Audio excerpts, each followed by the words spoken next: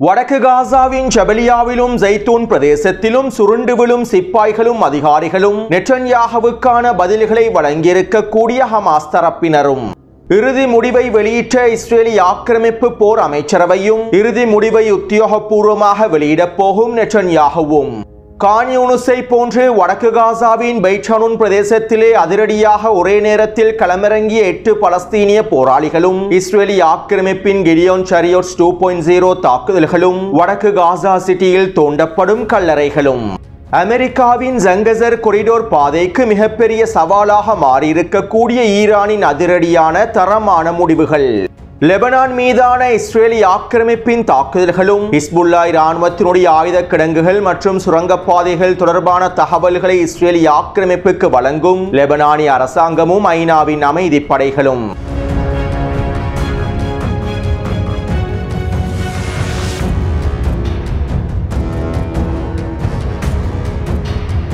ஐக்கிய அரபு அமீரகம் இஸ்ரேலி ஆக்கிரமிப்புக்கு தேவையான ஆயுதங்களையும் இராணுவ தளவாடங்களையும் இஸ்ரேலி ஆக்கிரமிப்பின் தெற்கு பிரதேசத்திலே இருக்கக்கூடிய ரமோன் விமான கட்டளை தளத்திலே களமிறக்கியுள்ளது. நேற்று மாலை ஐக்கிய அரபு அமீரகத்தின் IL-76 என்கின்ற இராணுவ சரக்கு விமானத்தின் மூலமாகவே இந்த ஆயுதங்களும் இராணுவ தளவாடங்களும் இஸ்ரேலி ஆக்கிரமிப்பிலே களமிறக்கப்பட்டுள்ளன.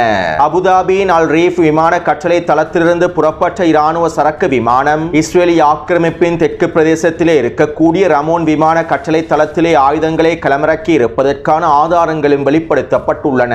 2020ஆம் ஆண்டு இஸ்ரேலி ஆக்கிரமிப்புக்கும் ஐக்கிய அரபு அமீரகத்திற்கும் இடையில் பாதுகாப்பு ஒப்பந்தங்கள் மேற்கொள்ளப்பட்டன. இந்த பாதுகாப்பு ஒப்பந்தத்திற்கமைவாக இஸ்ரேலி ஆக்கிரமிப்பின் ஆயுத உற்பத்தி நிறுவனங்களும் ஐக்கிய அரபு அமீரகத்திலே இருக்கக்கூடிய ஆயுத உற்பத்தி நிறுவனங்களும் ஒன்றிணைந்து பல்வேறுபட்ட வேலை திட்டங்களையும் முன்னெடுத்துள்ளன.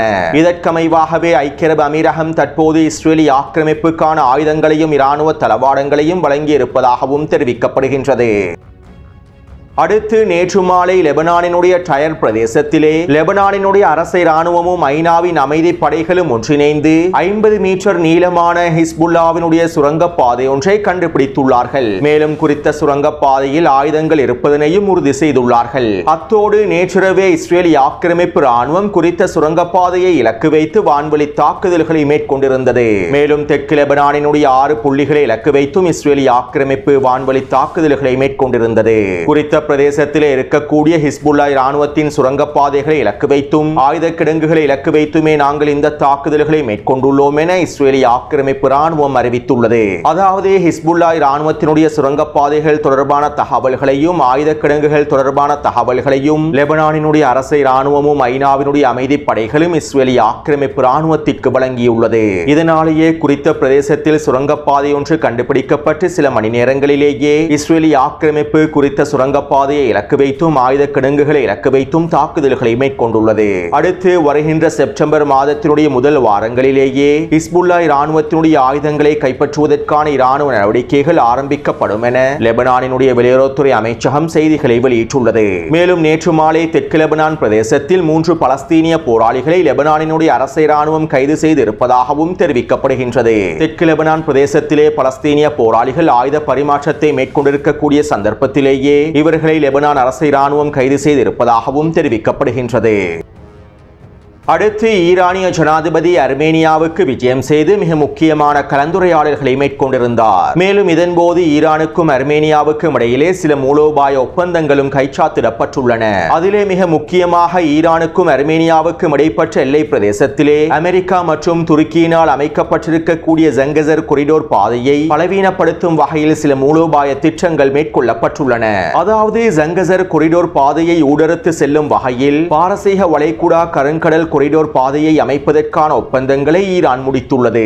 குறித்த வரைபடத்திலே நீல நிறத்தினால் காண்பிக்கப்பட்டிருக்கக்கூடிய பாதையே பாரசீக வளைகுடா கருங்கடல் கொரிடோர் பாதையாகும். இந்த பாரசீக வளைகுடா கருங்கடல் கொரிடோர் பாதையை அமைப்பதற்கான ஒப்பந்தங்களே தற்போது முடிவு செய்யப்பட்டுள்ளன. மேலும் இந்த பாதையானது ஜங்கசர் கொரிடோர் பாதையை வெற்றும் வகையிலேயே வடிவமைக்கப்பட்டுள்ளது. ஜங்கசர் கொரிடோர் பாதையின் மூலமாக அமெரிக்காவும் துருக்கியும் நேட்டோவும் எவ்வாறான திட்டங்களை வகுத்திருந்தார்களோ அந்த திட்டங்களை முறியடிக்கும் நோக்கத்தோடும் அவர்களுடைய இலக்குகளை பலவீனப்படுத்தும் நோக்கத்தோடுமே ஈரான் அடுத்த கட்ட மூலோபாய நகர்வுகளை மேற்கொண்டு பாரசீக வளைகுடா கருங்கடல் கொரிடோர் பாதைக்கான ஒப்பந்தத்தினை முடித்துள்ளது.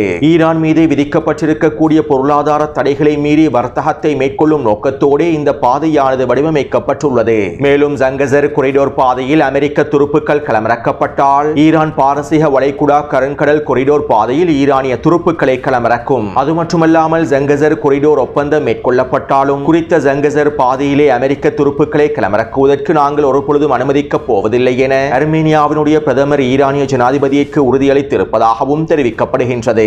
எனவே அமெரிக்காவினாலும் துருக்கியினாலும் நேட்டோவினாலும் வடிவமைக்கப்பட்டிருக்கக்கூடிய இந்த ஜங்கசர் கொரிடோர் பாதைக்கு ஈரானினுடைய பாரசீக வளைகுடா கருங்கடல் கொரிடோர் பாதையானது மிகப்பெரிய சவாலாகவே மாறியுள்ளது. மேலும் குறித்த ஜங்கசர் கொரிடோர் பாதையின் இலக்குகளை வீழ்த்துவதற்காக ஈரான் அடுத்த கட்ட நடவடிக்கைகளை மேற்கொள்வதாகவும் தெரிவித்துள்ளது. அடுத்து ஈரானிய ஜனாதிபதி அர்மேனியாவிலிருந்து நேற்றிரவு பெலரஸ் நாட்டிற்கு விஜயம் செய்தார். ரஷ்யாவின் நெருங்கிய நண்பனான பெலரஸ் நாட்டோடு ஈரானிய ஜனாதிபதி மிக முக்கியமான மூலோபாய பாதுகாப்பு ஒப்பந்தங்களையும் கைச்சாத்திட்டுள்ளார். ரஷ்யாவோடு எவ்வாறான மூலோபாய பாதுகாப்பு ஒப்பந்தங்கள் மேற்கொள்ளப்பட்டதோ அதே போன்றே தற்போது ஈரானுக்கும் பெலரசுக்கும் இடையில் மூலோபாய பாதுகாப்பு ஒப்பந்தங்கள் மேற்கொள்ளப்பட்டுள்ளன. இதற்கமைவாக ஈரானுக்கும் பெலரசுக்கும் இடையிலான மிக முக்கியமான வர்த்தக பாதைகளும் ஆயுதோற்பத்தி பரிமாற்றங்களும் மேற்கொள்ளப்படும் என்றும் தெரிவிக்கப்படுகின்றன. மேலும் ஈரானிய ஜனாதிபதியுடனான கலந்துரையாடலின் போது பெலரஸ் நாட்டினுடைய அதிபர் இவ்வாறு தெரிவித்தார். பெலரசுக்கும் ஈரானுக்கும் எதிராக பொருளாதார தடைகளை விதித்திருப்பது மேற்குலகினுடைய பொருளாதார பயங்கரவாதமாகும். மேலும் இந்த பொருளாதார பயங்கரவாதத்திற்கு எதிராக ஈரானும் பெலரசும் ஒன்றிணைந்து பல்வேறுபட்ட வேலை திட்டங்களை உறுதியான முடிவுகளை எடுக்கும் என்றும் பெலரஸ் நாட்டினுடைய அதிபர் தெரிவித்துள்ளார். அடுத்து கிரேட் இஸ்ரேல் திட்டம் தொடர்பாக ஈரானினுடைய வெளியுறவுத்துறை அமைச்சர் அப்பாஸ் அரக்சி அவர்கள் இவ்வாறு தெரிவித்துள்ளார். மத்திய கிழக்கு பிராந்தியத்தில் இருக்கக்கூடிய நாடுகள் இஸ்ரேலுடனான உறவுகளை வலுப்படுத்துவதற்கு முயற்சி செய்கின்றார்கள். இஸ்ரேலிய ஆக்கிரமிப்போடு இயல்பாக்கத்தினை ஏற்படுத்துவதற்காக முயற்சி செய்கின்றார்கள். ஆனால் நெட்டன்யாஹூ கிரேட் இஸ்ரேல் திட்டம் தொடர்பாக பேசுகின்றார். இஸ்ரேலுடனான இயல்பாக்கத்தை ஏற்படுத்த விரும்பும் நாடுகளை கைப்பற்றுவது தொடர்பாக நெட்டன்யாஹூ பேசுகின்றார். நெட்டன்யாஹுவின் கிரேட் இஸ்ரேல் திட்டத்தினை எதிர்ப்பதற்கு ஈரான் தயாராகவே இருக்கின்றது. இதே போன்று பிராந்தியத்தில் இருக்கக்கூடிய நாடுகளும் கிரேட் இஸ்ரேல் திட்டத்திற்கு எதிராக ஒன்றுபடுவார்களாக இருந்தால் ஈரானும் இணைந்து செயற்படுவதற்கு தயாராகவே இருக்கின்றது. நெட்டன்யாஹுவின் கிரேட் இஸ்ரேல் திட்டத்தினை முடிவுக்கு கொண்டு வருவதற்கு நாங்கள் அனைவரும் ஒன்றிணைந்து வேலை திட்டங்களை மேற்கொள்ள வேண்டும் என ஈரானினுடைய வெளியுறவுத்துறை அமைச்சர் அப்பாஸ் அரக்சி அவர்கள் தெரிவித்துள்ளார். இருப்பினும் இந்த அடிமை அரபு தலைமைகள் இவற்றை ஒருபொழுதும் புரிந்து கொள்ள மாட்டார்கள். ஏனென்றால் இந்த அடிமை அரபு தலைமைகள் நெட்டன்யாஹுவின் கிரேட் இஸ்ரேல் திட்டத்தின் பங்காளியாகவே இருக்கின்றார்கள். அடுத்து ஈரான் அடுத்த கட்ட ஏவுகணை பயிற்சிகளையும் ஆரம்பித்துள்ளது. ஈரானின் வடமேற்கு பிரதேசத்திலும் இஸ்ஃபஹான் பிரதேசத்திலும் ரஷ்யாவின் S-400 வான் பாதுகாப்பு அமைப்புகளுடைய பரிசோதனைகள் மேற்கொள்ளப்பட்டிருப்பதாக தெரிவிக்கப்பட்டுள்ளது. மேலும் இன்றைய தினம் ஈரானினுடைய மேற்கு பிரதேசத்திலே புதிய பாலிஸ்டிக் ஏவுகணைகள் பரிசோதனை செய்யப்பட்டிருப்பதாகவும் தெரிவிக்கப்படுகின்றது. அது மட்டுமல்லாமல் இன்றைய தினம் ஈரான் பாரசீக வளைகுடா பிரதேசத்திலும் ஓமான் கடல் பிரதேசத்திலும் அடுத்த கட்ட கடற்படை பயிற்சிகளையும் ஆரம்பித்துள்ளது. ஹெர்மோஸ் ஜலசந்தி பிரதேசத்தினை இழுத்து மூடுவதற்கான பயிற்சிகளும் இதற்குள்ளே அடங்கி இருப்பதாகவும் தெரிவிக்கப்படுகின்றது.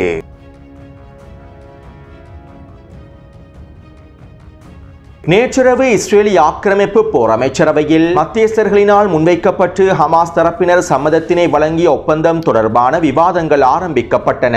இதன்போது குறித்த ஒப்பந்தத்திற்கான சம்மதத்தினை நெட்டன்யாஹூ வழங்கினால் இந்த பகுதி ஒப்பந்தத்தினை ஏற்றுக்கொள்வதற்கான சம்மதத்தினை நெட்டன்யாஹூ வழங்கினால் நாங்கள் நெட்டன்யாஹுவின் கூட்டணியிலிருந்து முழுமையாக விலகி விடுவோம் என்றும் நெட்டன்யாஹுவின் அரசை கலைப்பதற்கான வேலை திட்டங்களை மேற்கொள்வோம் என்றும் வலதுசாரி அமைச்சர்களான பென்குவிரும் ஸ்மொட்ரிச்சும் நெட்டன்யாஹுவுக்கு எதிரான கருத்துக்களை வெளியிட்டிருந்தார்கள். மேலும் இந்த சந்தர்ப்பத்திலே இஸ்ரேலிய ஆக்கிரமிப்பின் எதிர்க்கட்சி தலைவர் யாயர் லாபிட் இவ்வாறு தெரிவித்தார். தற்போது முன்வைக்கப்பட்டிருக்கக்கூடிய ஒப்பந்தத்திற்கு நாங்கள் சம்மதத்தினை வழங்கி உயிரோடு இருக்கக்கூடிய 10 இஸ்ரேலிய கைதிகளை மீட்டெடுக்க வேண்டியது மிக முக்கியமான தேவையாகும். காசா சிட்டியை கைப்பற்றுவதற்கான தாக்குதல்களை ஆரம்பிப்பதை விட தற்போதைய ஒப்பந்தத்தினை முடிப்பதே மிக முக்கியமான தேவையாகும். இந்த ஒப்பந்தத்திற்கான சம்மதத்தினை நெட்டன்யாஹூ முழுமையாக வழங்குவாராக இருந்தால் நெட்டன்யாஹுவின் அரசாங்கத்தை பாதுகாப்பதற்கான ஆதரவு ஆதரவையும் நாங்கள் வழங்குவோம். பென் குவிரும் மற்றும் நெட்டன்யாகுவின் கூட்டணியிலிருந்து விலகினால் நெட்டன்யாகு 11 ஆசனங்களை இழப்பார். ஆனால் எங்களிடம் 24 ஆசனங்கள் காணப்படுகின்றன.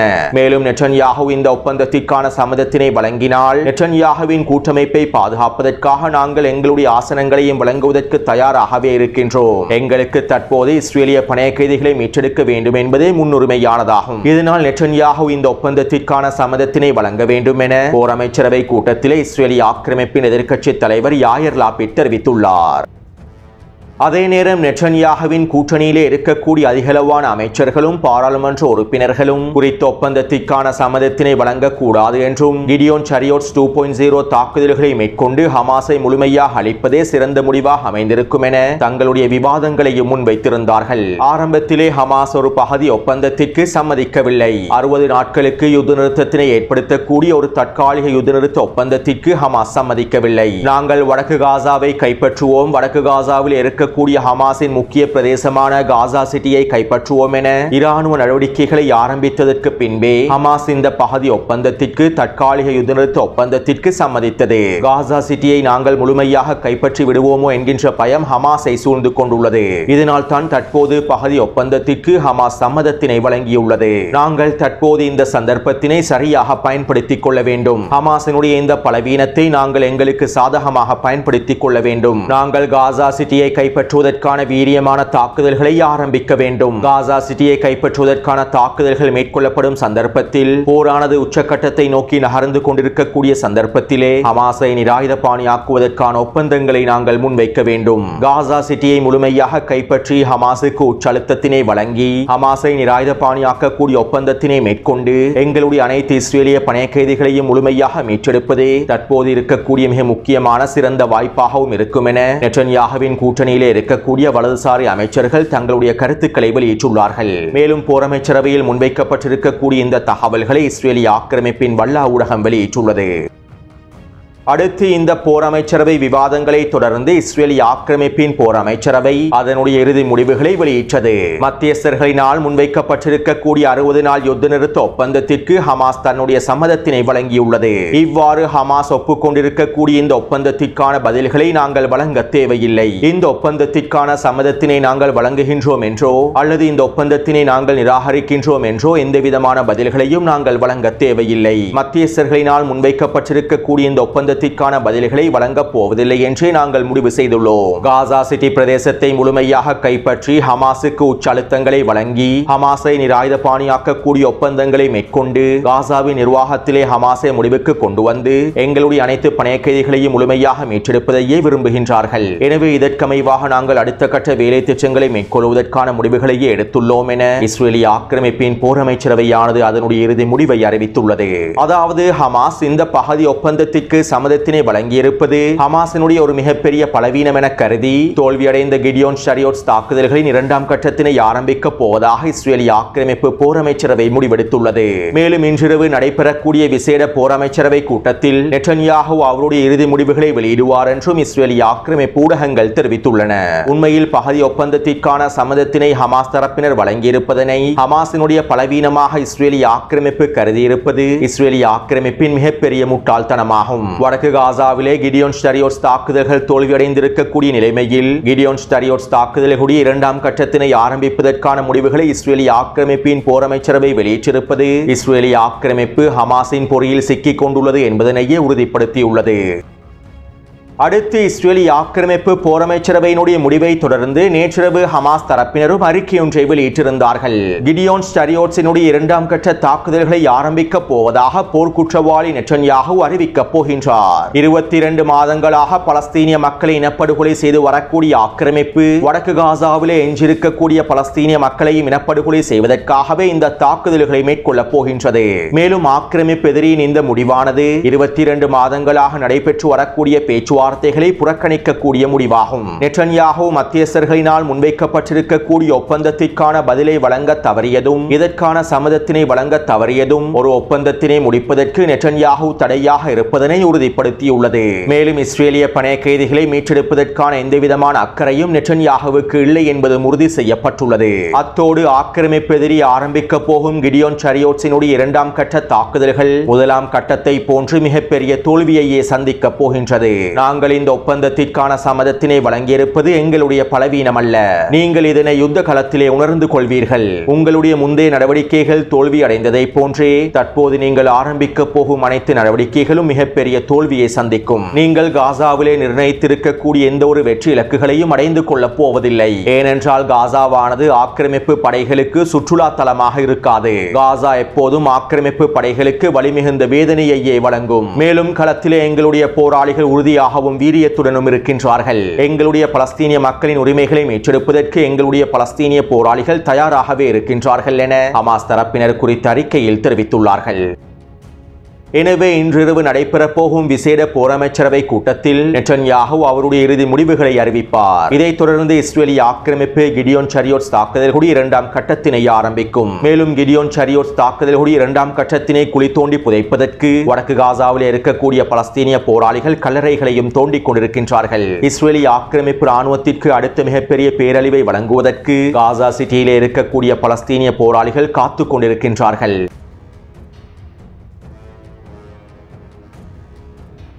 நேற்று காலை கான் யூனிஸின் தெற்கு பிரதேசத்திலே 20 பலஸ்தீனிய போராளிகள் மேற்கொண்ட தாக்குதலில் 14 பலஸ்தீனிய போராளிகளே உயிரோடு திரும்பினார்கள். 6 பலஸ்தீனிய போராளிகள் குறித்த யுத்தகலத்தில் கொல்லப்பட்டிருந்தார்கள். மேலும் இவ்வாறு கொல்லப்பட்ட பலஸ்தீனிய போராளிகள் தொடர்பான புகைப்படங்களையும் காணொளிகளையும் டெலிகிராம் சேனலிலே பதிவிட்டுள்ளேன். இந்த காணொளியிலே பலஸ்தீனிய போராளிகளுடைய உறுதியையும் வீரத்தையும் உங்களுக்கு பார்வையிடலாம். மேலும் நேற்று காலை கான் யூனிஸின் தெற்கு பிரதேசத்திலே 20 பலஸ்தீனிய போராளிகள் மேற்கொண்ட தாக்குதல்களில் 25க்கும் அதிகமான சிப்பாய் அதிகாரிகளும் அளிக்கப்பட்டுள்ளார்கள் என்கின்ற தகவல்களும் வெளியாகியுள்ளன. இருப்பினும் இஸ்ரேலிய ஆக்கிரமிப்பு ராணுவம் 5க்கும் குறைவான சிப்பாய்களும் அதிகாரிகளும் கொல்லப்பட்டிருப்பதாகவே தெரிவித்துள்ளது. வழமை போன்ற இஸ்ரேலிய ஆக்கிரமிப்பு அதனுடைய இழப்புகளை முழுமையாக மூடி மறைத்து வருகின்றது. அத்தோடு நேற்று காலை கான் யூனிஸிலே மேற்கொள்ளப்பட்ட தாக்குதலை போன்று 2 நாட்களுக்கு முன்பு வடக்கு காசாவின் பெய்ட் ஹனூன் கிழக்கு பிரதேசத்திலே 8 பலஸ்தீனிய போராளிகள் தாக்குதல் ஒன்றை மேற்கொண்டுள்ளார்கள். பெய்ட் ஹனூன் பிரதேசத்திலே 3 வீடுகளுக்குள் இஸ்ரேலிய சிப்பாய்கள் பதுங்கியிருக்கக்கூடிய சந்தர்ப்பத்தில் 8 பலஸ்தீனிய போராளிகளும் அதிரடியாக களமிறங்கி சுற்றி வளைத்து தாக்குதல்களை மேற்கொண்டுள்ளார்கள். மேலும் குறித்த பிரதேசத்திலே சிப்பாய்களை கைது செய்வதற்கு முயற்சி செய்துள்ளார்கள். இந்த சந்தர்ப்பத்திலே இஸ்ரேலின் வான்படையானது ஹனிபல் தாக்குதல்களை மேற்கொண்டிருப்பதாகவும் தெரிவிக்கப்படுகின்றது. இந்த தகவல் இஸ்ரேலிய ஆக்கிரமிப்பினுடைய கான் ஊடகமே வெளியிட்டுள்ளது. மேலும் குறித்த தாக்குதல் தொடர்பான தகவல்களை இன்னும் பலஸ்தீனிய போராளிகளும் உத்தியோகபூர்வமாக வெளியிடவில்லை. அத்தோடு பலஸ்தீனிய போராளிகள் ஜபலியா மற்றும் ஜெய்தூன் பிரதேசத்தில் ஆக்கிரமிப்புக்கு விருந்துகளை வாரி வழங்கி வருகின்றார்கள். இதற்கமைவாக நேற்றிரவு பலஸ்தீனிய போராளிகள் ஜெய்தூன் தெற்கு பிரதேசத்திலே ஒரு சிக்கலான தாக்குதல் ஒன்றை மேற்கொண்டுள்ளார்கள். குறித்த பிரதேசத்திலே 2 வீடுகளுக்குள் பதுங்கியிருக்கக்கூடிய 15க்கும் அதிகமான சிப்பாய்களை சுற்றி வளைத்து RPG ஏவுகணை தாக்குதல்களையும் யாசின் ஏவுகணை தாக்குதல்களையும் மேற்கொண்டுள்ளார்கள். மேலும் குறித்த பிரதேசத்திலே பலஸ்தீனிய போராளிகள் நேரடியாக களமிறங்கி பூஜ்ய தூரத்தில் ஆக்கிரமிப்பு சிப்பாய்களுக்கு எதிராக துப்பாக்கிச் சூட்டு தாக்குதல்களையும் மேற்கொண்டுள்ளார்கள். இந்த தாக்குதலில் கொல்லப்பட்ட படுகாயமடைந்த சிப்பாய்களை அள்ளிச் செல்வதற்காக 5 ஹெலிகாப்டர்கள் களமிறங்கி இருப்பதாகவும் களத்தில் இருக்கக்கூடிய ஊடகவியலாளர்கள் தெரிவித்துள்ளார்கள். மேலும் குறித்த தாக்குதல் தொடர்பாகவும் இன்னும் பலஸ்தீனிய போராளிகள் உத்தியோகபூர்வமாக அறிவிக்கவில்லை. அத்தோடு அல்-அக்ஸா படையினர் ஜபலியாவினுடைய கிழக்கு பிரதேசத்திலே வெடிக்காத அமெரிக்க குண்டுகளை பயன்படுத்தி ஒரு ட்ரூப்ஸ் கேரியர் வாகனம் ஒன்றையும் மெர்காவா போர்த்தாங்கி வாகனம் ஒன்றையும் வெடிக்கச் செய்துள்ளார்கள். மேலும் குறித்த பிரதேசத்திலே சுரங்கப்பாதை பொறியொன்றினை பயன்படுத்தி ஆக்கிரமிப்பு பொறியியல் துறையை சேர்ந்த 8 சிப்பாய்களை மொத்தமாக தட்டி தூக்கியுள்ளார்கள். அதே போன்று அல் குதுஸ் படையினர் ஜெய்தூன் கிழக்கு பிரதேசத்திலே ஷவாஸ் வெடிகுண்டை பயன்படுத்தி 2 புல்டோசர் வண்டிகளை வெடிக்கச் செய்துள்ளார்கள். மேலும் குறித்த பிரதேசத்திலே ஸ்னைப்பர் தாக்குதல் மூலமாக ஒரு இஸ்ரேலிய ஆக்கிரமிப்பு சிப்பாயையும் அளித்துள்ளார்கள். அதே போன்று அல்கசாம் படையினர் ஜெய்தூன் தெற்கு பிரதேசத்திலே 2 யாசின் ஏவுகணைகளை பயன்படுத்தி ஒரு மெர்காவா போர்த்தாங்கி வாகனத்தை வெடிக்கச் செய்துள்ளார்கள். அதே போன்று அபு அலி முஸ்தபா படையினரும் முஜாஹிதீன் படையினரும் ஒன்றிணைந்து ஜபலியாவின் வடக்கு பிரதேசத்தில் சிக்கலான தாக்குதல் ஒன்றை மேற்கொண்டுள்ளார்கள். செய்துள்ளார்கள். இதன்போது சயிர் வெடிகுண்டுகளை பயன்படுத்தி 2 மெர்காவா போர்த்தாங்கி வாகனங்களை வெடிக்கச் செய்துள்ளார்கள். எனவே கடந்த 24 மணித்தியாலங்களுக்குள் கிடைக்கப்பெற்றிருக்கக்கூடிய தகவல்களுக்கு அமைவாக 4 மெர்காவா போர்த்தாங்கி வாகனங்களும், 1 ட்ரூப்ஸ் கேரியர் வாகனமும், 2 புல்டோசர் வண்டிகளும், 25க்கும் அதிகமான சிப்பாய்களும் அளிக்கப்பட்டுள்ளன. அத்தோடு இந்த காணொலி தொடர்பான கருத்துக்களை பதிவிடுங்கள். தொடர்ந்தும் என்னுடன் இணைந்திருங்கள். நன்றி, வணக்கம்.